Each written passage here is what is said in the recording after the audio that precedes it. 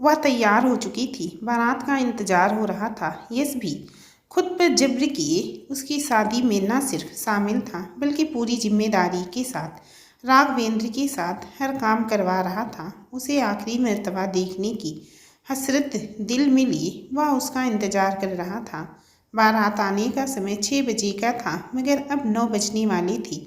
लेकिन बारात का कोई अता पता न था। राघवेंद्र जी को अब घबराहट होने लगी थी। प्रीति भी दुल्हन बनी इंतजार कर रही थी। वह भी परेशान हो गई थी। अतुल का फ़ोन भी ऑफ आ रहा था। चाचा जी, आप परेशान ना हो सकता है कोई प्रॉब्लम हो गई हो, आप फ़ोन कर लीजिए। यश ने उन्हें तसल्ली दी लेकिन उसे किसी गड़बड़ी का एहसास हो रहा था। कैसी बारात? अरे भाई, क्यों लानी है बारात? अतुल के पिता की भारी आवाज़ गूंजी। कैसी बातें कर रहे हैं भाई साहब? आज अतुल और प्रीति का विवाह है। कैसा विवाह? जाकर अपनी बेटी से पूछो, यहाँ फ़ोन मत करना। उन्होंने फ़ोन काट दिया। यश और वह बुत बने खड़े थे।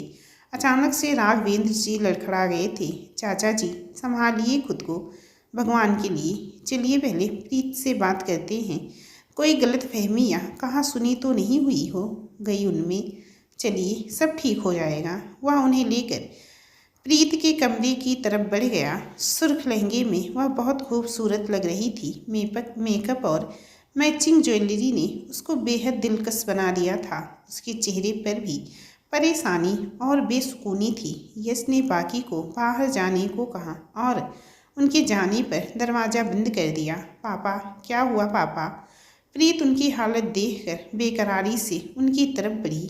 उन्होंने उसे अटकते हुए सारी बात बताई थी जिस पर वह शॉक्ड हो गई थी। फिर खुद को संभालते हुए उठी और अतुल को फ़ोन करने लगी। फ़ोन ऑन हो चुका था और पहली बिल में ही फ़ोन उठ गया था। ये क्या है अतुल? आप लोग कहाँ हैं? उसने बमुश्किल खुद को कंट्रोल करते हुए पूछा। राघवेंद्र जी के इशारे पर उसने स्पीकर ऑन कर दिया था। यही तो चाहती थी तुम। मैं तो पसंद था ही नहीं तुम्हें। सभी तो उस दिन मुझे थप्पड़ मारा था। अतुल, मैंने आपसे बहुत बार माफ़ी भी मांगी है उस दिन के लिए और आपने भी तो मुझे इग्नोर करने के लिए बोल दिया था। तो क्या बोलता? मैं तो तुझसे शादी करके बर्बाद हो जाता। वो तो मुझे पता चल गया कि तूने क्या क्या गुल खिलाए हैं। अपने यार के घर जाती थी, उसे अकेले में अपने घर बुलाती थी। अतुल, होश में तो हो? क्या कह रहे हो? क्यों, सच सुनने में तकलीफ़ हो रही है? अंकिता ने अपनी आंखों से तुझे और उस यश को बारिश में भीगे हुए पेड़ के नीचे एक दूसरे की बाहों में देखा था। तूने उसे अकेले अपने घर भी बुलाया और अंदर 1 घंटे तक क्या एक दूसरे की आरती उतार रहे थे तुम? तभी तो मेरा छूना गंवारा नहीं था तुझे। सारे मज़े तो उससे ले रही थी। लेकिन मुझे झूठन खाने की आदत नहीं है। मसले हुए फूल अपनी सेज पर नहीं सजाता मैं। बस बहुत बोल लिया तुमने, अब और एक शब्द नहीं बोलना। प्रीत का मुंह लाल हो गया था। बाप के सामने इतनी घटिया बातें क्यों ना बोलूं? वो तो शुक्र कर कि सबके सामने तुझे और तेरे बाप को बेइज्जत नहीं किया। वैसे अब तुझे गूंज सुनाई दे रही होगी। उसने फ़ोन कट कर दिया और प्रीत लुटी पिटी सी खड़ी रह गई। यश भी बहुत ऑकवर्ड फील कर रहा था। उसका मन तो कर रहा था कि जाकर अतुल का मुंह तोड़ दे, लेकिन ये वक्त ऐसे जोश में काम करने का नहीं था। अब तो सब खत्म हो गया। हे भगवान, मैं क्या करूं? अब किस मुंह से बाहर जाकर कहूं कि अब कोई शादी नहीं हो रही है? नहीं, ऐसी जिल्लत और बेबसी में नहीं झेल सकता। आज इस घर से डोली तो नहीं उठी लेकिन मेरी इज्जत की अर्थी जरूर निकलेगी। राघवेंद्र रोने लगे थे। चाचा जी, हिम्मत से काम लीजिए, संभालिए खुद को। उसने उन्हें संभालने की कोशिश की लेकिन वह किसी तरह भी संभल नहीं रहे थे। प्रीत की आंखें इस वक्त बिल्कुल खाली थी। वह बस बेयकीनी और बेबसी से पाप को देख रही थी। यस, दादी को वहाँ ले आया था। राघव बेटा, अगर तुम्हें ठीक लगे तो ये शादी अभी इसी वक्त तय मुहूर्त में हो सकती है। दादी ने राघवेंद्र की हालत देखते हुए कहा। कैसे माँ जी, कैसे? आप बताइए, क्या करूँ मैं? कैसे मनाऊँ उन लोगों को? वो चौंक कर बोला। अगर तुम्हें और प्रीत को ठीक लगे तो यश से प्रीत की शादी इसी मंडप में हो सकती है। दादी ने प्रीत को देखते हुए कहा। प्रीत के साथ यश भी चौंक गया था। प्रीत को समझ नहीं आ रहा था कि किस्मत किस मोड़ पर ले जा रही थी उसे, लेकिन यश नहीं, वह उससे शादी नहीं करेगी। ये आप सच कह रही हैं माँ जी। राघवेंद्र जैसे दोबारा जी उठे थे। हाँ राघव, मुझे स्वीकार है। तो मैं शिव, यश के पिता से बात करती हूँ। हाँ हाँ माँ जी, मगर यश, उसकी चिंता मत करो, बस प्रीत से पूछ लो। मेरी बेटी कभी मेरा सर नहीं झुकने देगी। आप शिव से बात कर लो। उन्होंने इतने मान से कहा कि प्रीत के अल्फाज होठों पर आने से पहले ही दम तोड़ गए। उसने आंखें बंद कर तमाम आंसू अंदर ही कहीं उतार लिए थे। दादी ने देखा था अपने पोते को दर्द और बेबसी में रातों को जागते हुए।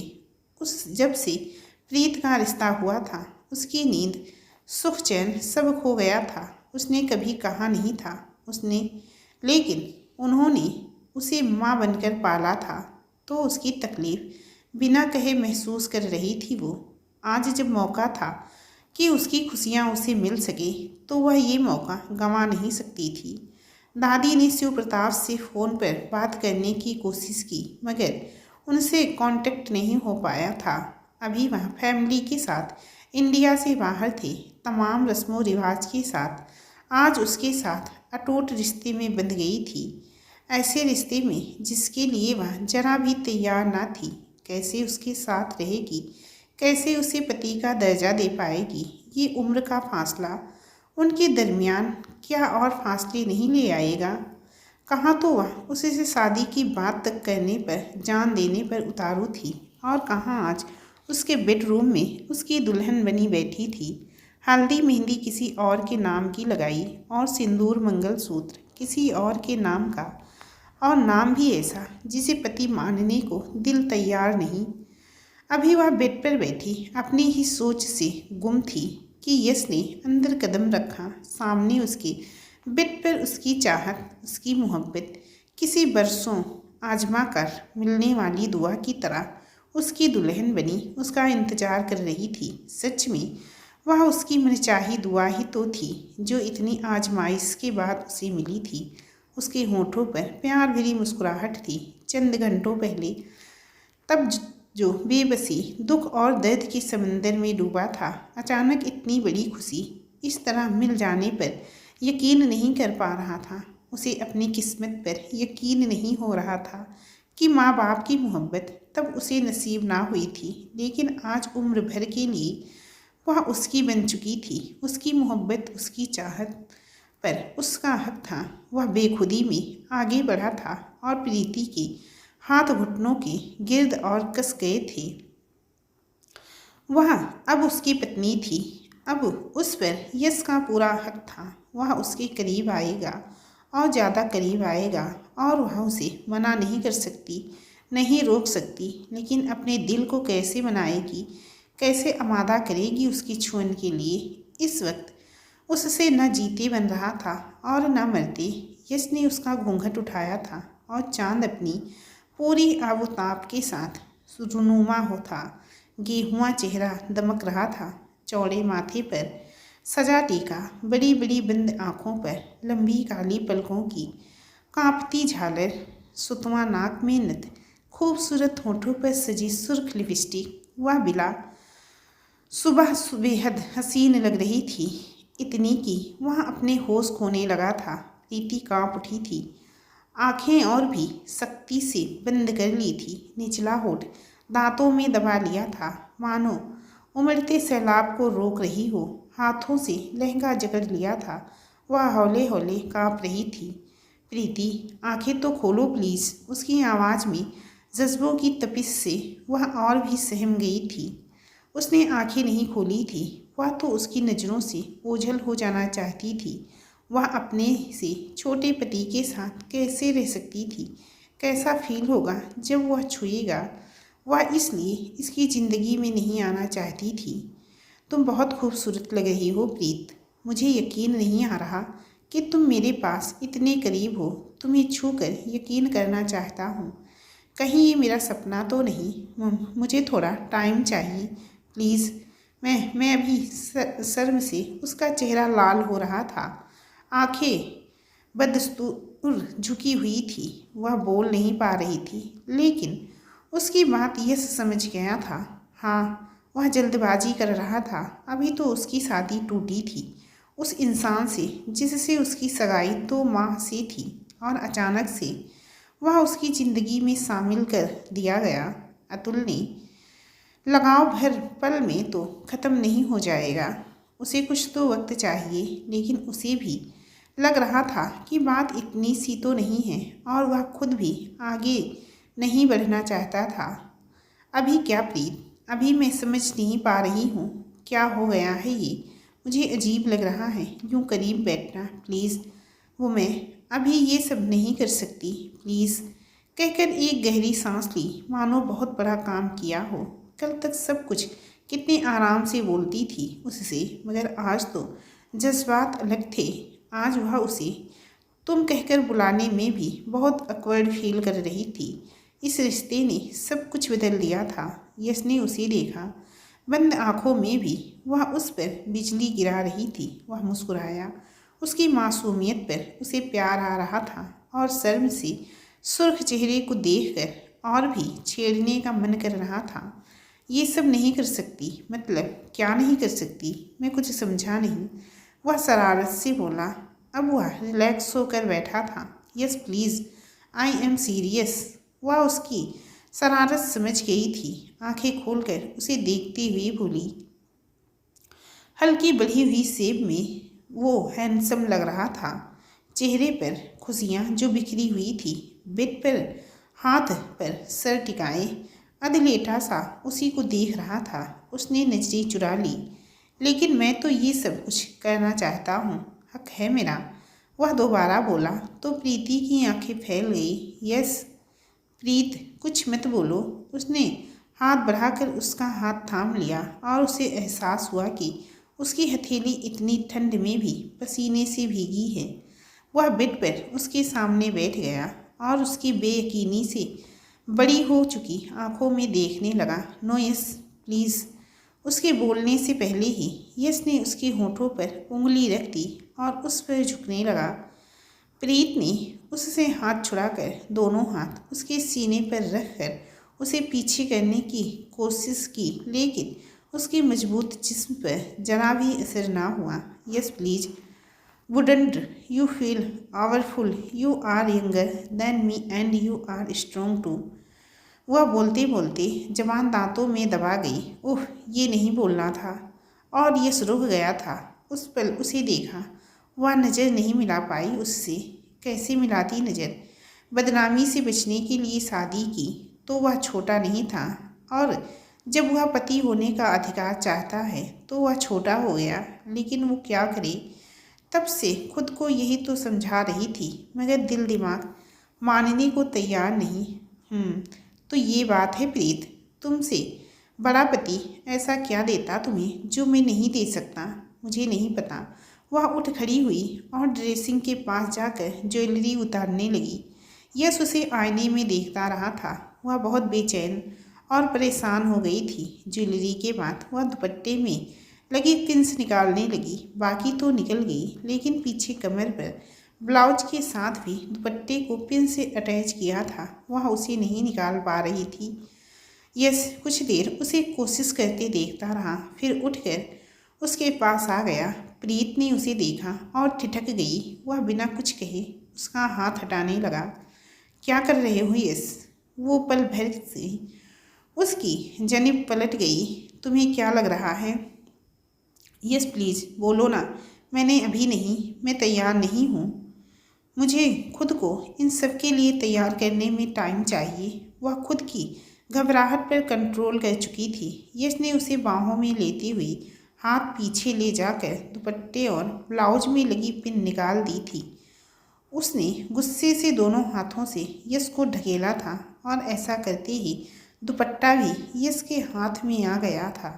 वह उसके सामने बेहिजाब खड़ी रह गई। यश के होंठ अनचाहे ही मुस्कुरा दिए। प्रीत के लिए ये बहुत ये लम्हे बहुत अलग से थे। यश के सामने ऐसे उसे शर्म आ रही थी। वह पहले गुस्से से थी, मगर अब हया से लाल हो गई और दोनों हाथों से ब्लाउज के डीप गले को कवर करते हुए दूसरी ओर मुड़ गई। यश अब भी उसे बआसानी शीशे में देख रहा था। उसने आगे बढ़कर दुपट्टा उसके सामों पर रख दिया। तुम्हारी हेल्प कर रहा था मैं, और कुछ नहीं, सरगोशी के अंदाज में कहते हुए वह पीछे हट गया। प्रीत ने आंखें बंद कर खुद पर लानत भेजी। क्या सोच लेती है वो इन कपड़ों में। वह बहुत उलझन महसूस कर रही थी। ये लो, चेंज कर लो, यश ने उसके सामने अपनी टी शर्ट और ट्राउजर रखते हुए कहा। ये मुझे नहीं आएगा। जो पहना है उससे तो कंफर्टेबल रहोगी इनमें। अभी एडजस्ट कर लो। कल घर से मेरे कपड़े नहीं आए, शायद ध्यान नहीं रहा होगा चाची जी का। वह चुप हो गई। ये तो उसी की जिम्मेदारी थी कि किसी से कहकर अपना सूटकेस साथ रखवाती, और वह अजीब वसवसों में घिर कर भूल गई थी। उसने कपड़े उठाए और वॉशरूम की तरफ बढ़ गई। जब चेंज करके आई तो यस बेसाख्ता हंस दिया था। ओवर साइज टी शर्ट और नीचे से फोल्ड ट्राउजर में वह अजीब लग रही थी। प्रीत ने पहले तो उसे घूरा और फिर खुद को आईने में देखकर मुंह बना गई। मैं कहाँ सोऊंगी, मुझे नींद नहीं आ रही है। कहाँ मतलब बेड पर, और तुम? मैं नहीं सोऊंगी तुम्हारे साथ। देखो, सोना तो बेड पर ही होगा, और मैं कोई फिल्मी हीरो नहीं हूँ जो सोफे पर या नीचे सोऊं। हाँ, तुम्हें डिस्टर्ब नहीं करूँगा, उसने कहा। प्रीत ने चंद लम्हे सोचा, फिर बेड पर एक साइड में लेट गई। दिल का बोझ सा कम हुआ तो जल्दी ही नींद भी आ गई, जबकि यश उसे देखता हुआ गुजरे दिनों में खो गया। तुम मेरे दोस्त बनोगे? 11 साल की क्यूट सी बच्ची ने अपने सामने बॉल को हाथों से उछालते हुए 8-9 साल के बच्चे से पूछा। तुम भी मेरी शिकायत लगाओगी पापा से? उसने मासूमियत से पूछा। नहीं, कभी दोस्त भी शिकायत लगाते हैं क्या? वो बच्ची उसके करीब आकर बोली। ठीक है, बट अगर तुम्हारी वजह से मुझे मार पड़ी तो मैं तुमसे दोस्ती तोड़ दूंगा, उसने कहा। बच्ची ने अपना हाथ आगे बढ़ा दिया। फ्रेंड्स, बच्चे ने हाथ मिलाया। वो दोनों अब बॉल से खेलने लगे। उनसे दूर बैठे दोनों के पिता चाय पी रहे थे और बरसों से रुकी बातें कर रहे थे। आ जाओ बच्चों, तुम्हारा मैंगो शेक रेडी है। दादी विजय लक्ष्मी ने उन दोनों को बुलाया और शेक उनके सामने कर दिया। उन्होंने उन्हें झूले के पास ही बैठा दिया था। यश ने कनखियों से पिता की तरफ देखा और फिर शेक का गिलास उठा लिया। दादी का दिल भर आया था। जब भी यश ऐसे दूर से आंस भरी नजरों से शिव प्रताप चौहान अपने पिता को देखता था तो उसके दिल को जैसे कोई मुट्ठी में जकड़ लेता था। वह बाप के प्यार को तरसता बच्चा, उसकी क्या गलती थी? अगर शारदा उसे जन्म देते ही दुनिया छोड़ गई थी तो, लेकिन शिव प्रताप ने उसे अपनी पत्नी की मौत का जिम्मेदार मानते हुए कभी प्यार भरी एक नज़र भी उस पर ना डाली थी, बल्कि उसे मनहूस करार देकर दूसरी शादी कर ली थी और उसे यहाँ दादी के पास छोड़कर अपनी दूसरी पत्नी नमिता के साथ शहर में रहने लगे थे। नमिता से उन्हें एक बेटा देव और एक बेटी देविका थे। कभी कभार वह यहाँ आ जाते थे और चंद घंटों या 1-2 दिन गुजार कर चले जाते थे, और अगर इस बीच यश की कोई शिकायत आती तो वह सच जाने बिना ही उस पर हाथ उठा देते थे, जिसके नतीजे में वह जिद्दी और खुदगर्ज होता जा रहा था। दादी ख्यालों को पीछे ढकेलते हुए प्यार से उसके सर पर हाथ फेरने लगी। प्रीत उन्हें बड़ी हसरत भरी नज़रों से देख रही थी। जब से माँ रोशनी भगवान के पास गई थी तब से उसकी कमी बहुत महसूस होती थी, लेकिन वह किसी से कुछ नहीं कह पाती थी।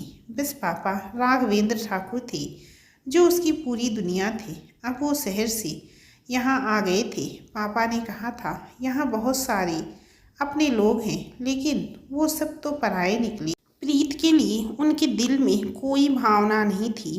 उसे जरा भी अच्छा नहीं लगा था। दादी ने उसे ऐसे देखते हुए देखा तो उसे भी खुद के गले लगा लिया और प्रीत को एक अरसे बाद माँ की ममता की गर्माहट महसूस हुई। आज राघवेंद्र अपने बचपन के दोस्त के आने की खबर सुनकर उनसे मिलने चले आए थे, वरना तो बरसों से मिलना ही नहीं हुआ था। रोशनी से अपनी मर्जी से सबकी नाराज़गी मोल लेकर ब्याह किया था उन्होंने, जिसके इनाम में उन्हें सबसे दूर होना पड़ा था। लेकिन रोशनी की मोहब्बत, वफा, खूबसूरती और खूबसूरती ने उन्हें कभी अपने फैसले पर अफसोस नहीं करने दिया। फिर जब प्रीत उनकी ज़िंदगी में आई तो उनकी दुनिया जगमगा उठी। अभी प्रीत 10 बरस की ही थी कि रोशनी किचन में फिसल गई और स्लेब से सर टकरा गया। किसी नाजुक जगह चोट लगने की वजह से ऐन मौके पर ही उनकी मौत हो गई और कुछ वक्त बाद वह उस बिन माँ की बच्ची के साथ अपनों में लौट आए। लेकिन यहाँ प्रीत के लिए किसी की नज़रों में प्यार न था, इसलिए वह अलग रहने लगी और इस तरह प्रीत फिर अकेली हो गई। हालांकि रिश्तेदार मिलते ज़रूर थे, मगर कभी दिल से ना मिल सके। प्रीत और यश का वक्त अब साथ गुजरने लगा था। यश जो पहले उससे खिंचा खिंचा रहता था, अब उसके साथ खूब घुल मिल गया था। उसकी जिद भी अब कम हो गई थी। बच्चों के दिल तो यूं भी आईने की तरह शफाफ होते हैं, जो मोहब्बतों से और भी चमक जाते हैं। उन दोनों को साथ साथ हंसते खेलते देखकर दादी और राघवेंद्र दोनों ही बहुत खुश थे। अब वो दोनों साथ ही स्कूल आते जाते थे। यूँ तो प्रीत उससे तकरीबन 2.5 साल बड़ी थी, लेकिन माँ के बाद उसका 1 साल खराब हो गया था, तो दोनों में बस 1 क्लास का फ़र्क था। दिन गुजरते वक्त ही कहाँ लगता है। प्रीत 10th में थी और यस 9th में। प्रीत अपनी क्लास की लड़कियों के साथ बैडमिंटन खेल रही थी। यश भी दूसरी ओर अपने क्लासमेट से बात कर रहा था।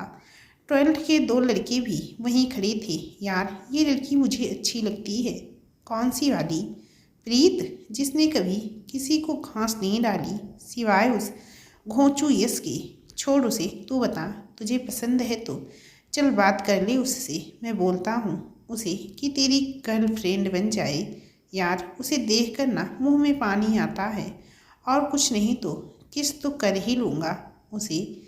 आगे के अल्फाज उसके मुंह में ही रुक गए। यश ने उसके चेहरे पे एक घूंसा रसीद कर किया था। दोनों ही गुत्थम गुत्था हो गए थे। यूँ तो वह लड़का यश से बड़ा था, लेकिन यश के गुस्से से उसका हाल खराब कर दिया था। मुश्किल प्रीत ने यश को रोका था। स्कूल से यश के घर शिकायत पहुंच गई थी और इत्तेफाक से शिव प्रताप उस दिन आए हुए थे। घर पहुंचकर अरसे बाद उन्होंने उसे धुन दिया था, लेकिन उसने इस बार कोई माफ़ी नहीं मांगी और ना ही उन्हें वजह बताई। प्रीत भी आज उसके लिए कोई सफाई नहीं दे पाई, वरना जब से वो दोनों साथ थे तो वह हमेशा शिव प्रताप से उसे बचा लिया करती थी। लेकिन असल वजह तो उसने प्रीत को भी नहीं बताई थी। शिव प्रताप उसी दिन वापस चले गए थे।